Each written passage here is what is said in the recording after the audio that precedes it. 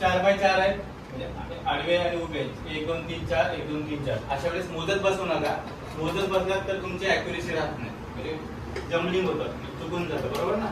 अशा वेळेस तुम्ही ट्रिक महत्वाची आहे. मी बघा काय करतो 1 2 3 4 1 2 3 4 आकडे टाकून घेतले ठीक आहे.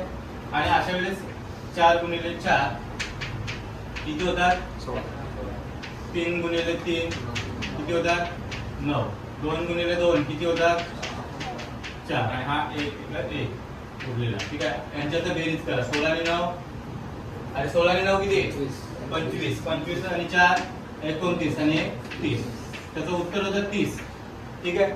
म्हणजे असे जेव्हा क्वेश्चन येतात ना ते ट्रिकने सॉल्व्ह करायचे असतात म्हणजे ते ऍक्युरेट तुम्हाला आन्सर मिळून जातं ठीक आहे. आता तुम्हाला ह्या आकृतीत चौरस विचारला.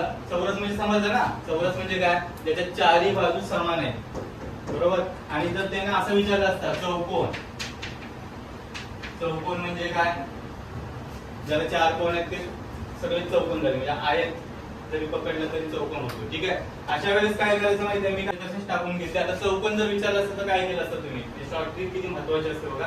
तुम्ही मोजत बसला असतात का एवढे त्याचं उत्तर आहे 100 तुम्ही मोजत बसला असतात का जम्बलिंग झालं असतं. म्हणून मी हे महत्वाचं काय आहे हे बघा.